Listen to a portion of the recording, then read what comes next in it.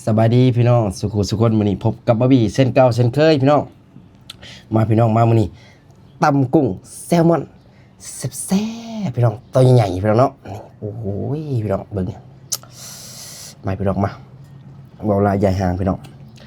แซ่บๆนำกันมาเด้อพี่น้องทางฝั่งไทยฝั่งลาวพี่น้องเด้อ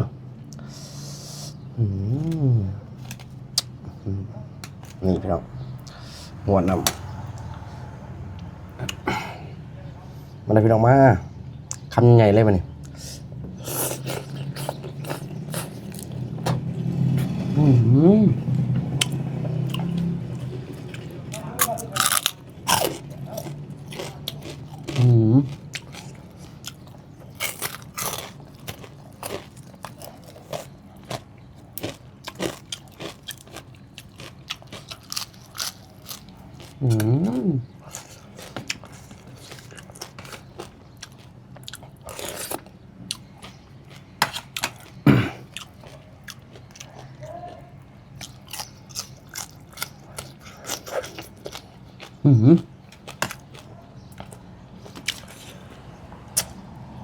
กับแก้มพี่น้อง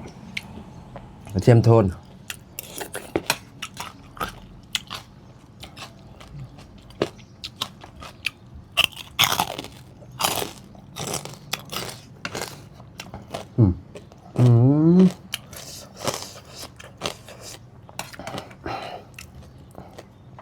แซลมอนตอนใหญ่เลยพี่น้องแซ่บ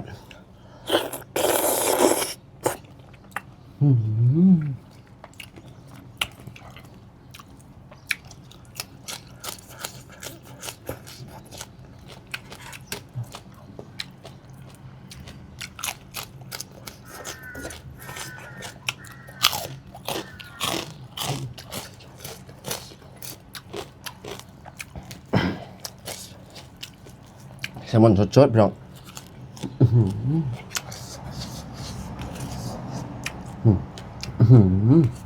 พี่น้อง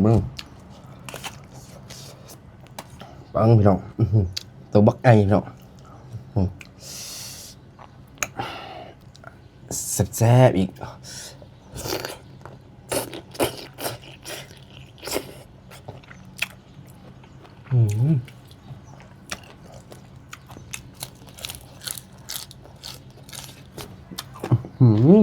ฮอตพี่น้อง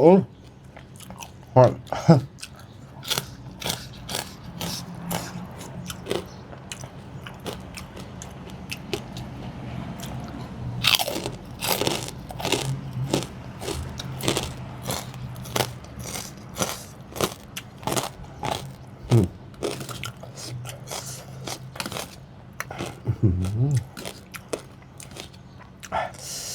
เอาแบบซอยมาสมัย48พี่น้องนี่แซลมอนสดๆพี่น้อง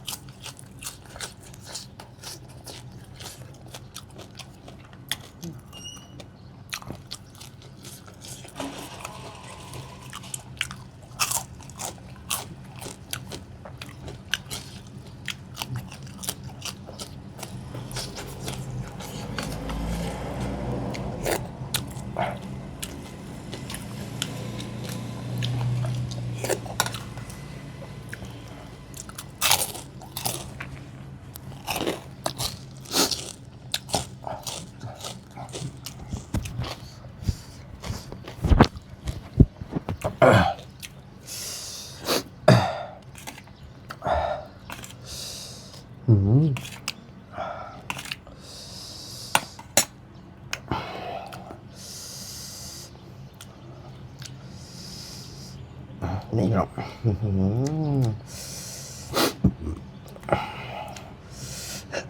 กุกเด้ง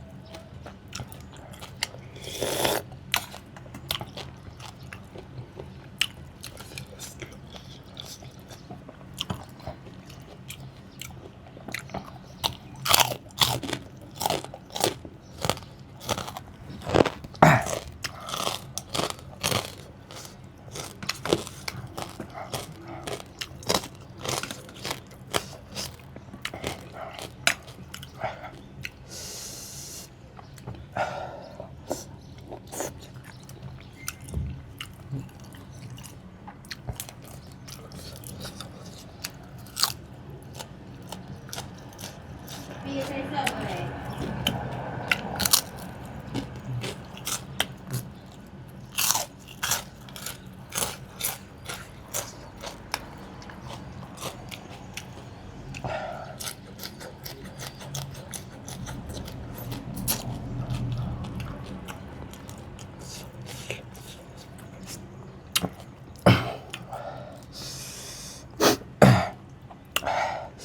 ตำเลยจะเผ็ดๆพี่น้อง